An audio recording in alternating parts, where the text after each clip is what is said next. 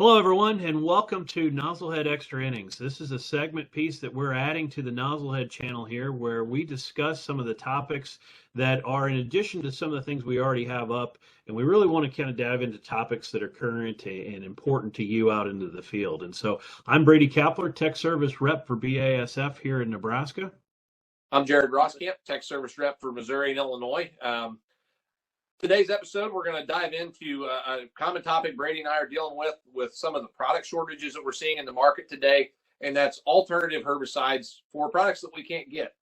Now, this could be an hour-long topic, but we've got a short video here. So we're going to focus on a few of the key items that have been really short historically, or at least recently, being glufosinate, glyphosate, and atrazine. And I think before we dive into some of those and some of the alternative how-tos, I want to kind of level set on why we have moved away from some of these alternatives in the past, right? I mean, we're hearing products come up that, frankly, I had to look up in a book because I never heard of them.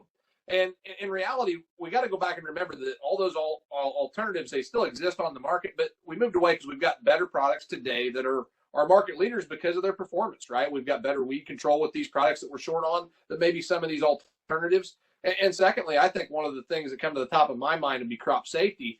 With traded crops today, glyphosate tolerant or glufosinate tolerant crops, the crop safety from those associated herbicides is bar none.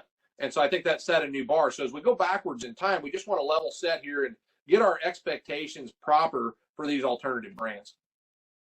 I think you're exactly right there, Jared. I mean, those things are that, these products, they may sound like a good idea. Hey, we'll just plug in this. Not everything fits the same. I mean, we talk about mode of action all the time, and people kind of got that down. But if we talk about just handling capabilities within chemical families, it changes quite a bit. And, just within our own group here, BASF, we sell both Prowl and Outlook. And if you look at Prowl and Outlook, and if you think you're going to activate Prowl with the same amount of water you activate Outlook with, you're going to be sadly disappointed because it takes more water to activate Prowl. That's just a matter of fact. It's not really a fault of the product. It just takes more water. Now, there's characteristics where Prowl has the ability to maintain residual longer than what we're looking at with Outlook. So, it's a trade-off type of thing like that you're doing that. So when you look at these things, you need to really realize what you're getting for that replacement and how it fits in. You mentioned weed spectrum and crop safety. All those are going to be important when you're choosing a replacement product. That's right, Brady. So a couple of them we're going to talk about today. Well, I'm going to start off with glyphosate because that seems to be one that I get the most questions on. As I look at glyphosate, the two common alternatives I hear about are clethodim and ALS products. And I think while those can be substitutes, we do need to watch our limitations. So I'm going to start with clethodim here. Remember that clethodim on its face is a grass-only product. So on its own, it's really good on grasses and won't control any broadleaf. So weed spectrum is immediately a change you need to keep in mind. Again, a lot of people may know that, but with that also in mind, we got to dial it in for those grasses too. It is a contact-like product. It does move a little bit, but clethodim needs a lot of good coverage and the proper adjuvants. As we switched away from glyphosate, which has pretty well all the adjuvants loaded in, don't forget when you add clethodim to the tank, you're really going to need to make sure you dial that whole mix in with that. The other thing, as I keep getting questioned on, is what about replacing it early in the season for a burn down? And I get worried with that a little bit because clethodim early season is not quite as good as glyphosate. So if you start using it there, I think you might be disappointed on the effectiveness that we see typically in the warmer season of the year. A lot of times we're going out with a Enlist or an Ingenia or a product like that in season with clethodim, and it looks really, really good on grasses, but you have to reset that expectation in these cooler weather and these burn down situations. I think you're spot on there, Jared. And again, mentioning the whole thing about possible interactions with the growth regulators too as well. But coverage, and there's a reason we don't see these products used early in the season very much. And there's a reason that glyphosate has risen to the top. And it's not a price thing, it's performance based. And so I think those things are really big. Now, when we talk about ALS products, we see those coming back. What do you see some of the watchouts there as you try to substitute in an ALS type product? Yeah, that's a great transition there, Brady, on because I mentioned ALS as being another alternative, and I think they're good. If we think about the ALS class of chemistries, there's a lot of variation on weed spectrum. One ALS does a certain set of weeds and another doesn't. It's not quite as broad spectrum as glyphosate. So there are some good alternatives potentially in the ALS class, but you got to know what weeds you're going after because they're not all built the same, right? The other thing too is we got a lot of ALS resistant weeds out there, probably more than glyphosate actually. So, be aware that it may not kill all your weeds based on that as well.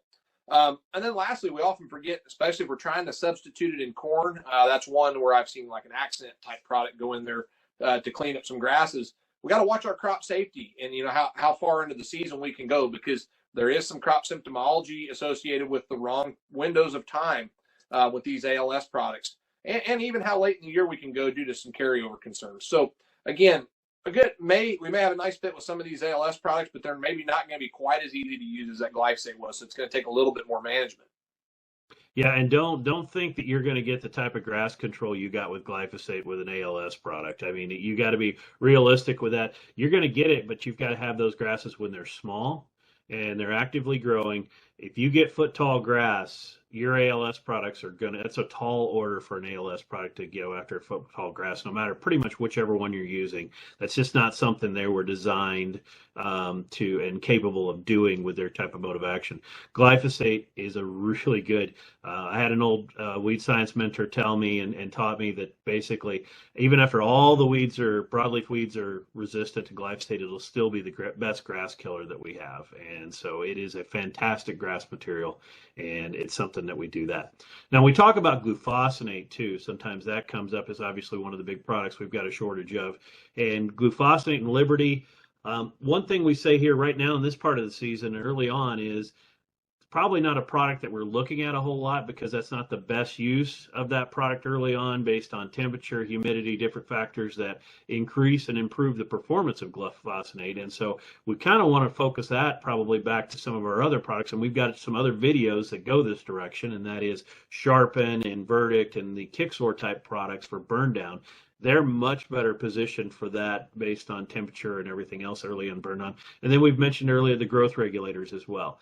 Those are going to be key things that as well. Normal and not year, to mention glyphosate, right? We already touched that one. Right, exactly. I was just going to come back and yeah, exactly. Normal year, we'd say glyphosate be a replacement, but probably not this year. That's not the option out there. So we're going to be looking at, having, is it something with a PPO type product with like Sharpen, or are we looking at a growth regulator being an important piece of that too as well?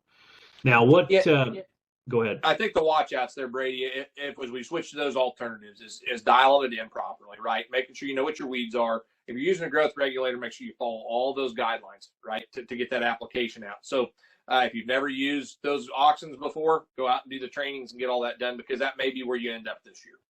So. Right. And, the other one we think we've talked about too before, and it's been around for a long time, that's good old Atrazine.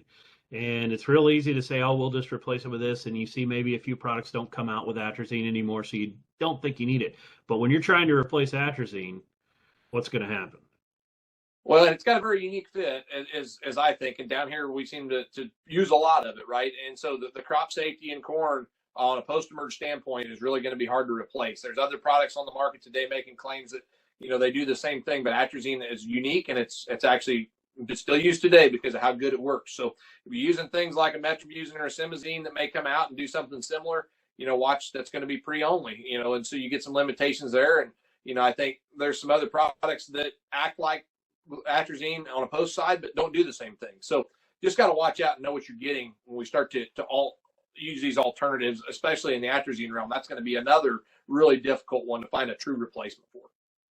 Yeah, I think that kind of sums up well our whole thing here about what the important parts of it. And you started with this is understanding, does it get the same weed spectrum? Do you have the same crop safety? And are you going to get the same type of performance out of it from the standpoint of handling characteristics and activation and different things like that?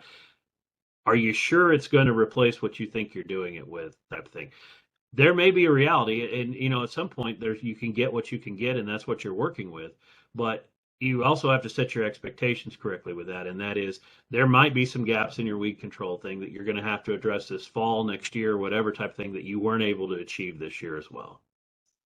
That's right. We have to deal with what we have, and so in this case, Brady, we may have to live with a weed or two, just because if you can't get the product that would cover it all, you're going to do it the next best thing, which may not cover all those gaps. So just to kind of wrap things up here, Brady, I hope everybody picked up some tidbits on some of these alternative products. Obviously, we couldn't talk about them all. We don't have enough time. But hopefully, as you go into the season and you're using some of these alternatives, you have a better understanding about how to use it right, or maybe what some of the gaps that you may have to address as you go through the season. Thanks for watching, everyone. Be sure to like and subscribe, and we'll see you in the next video.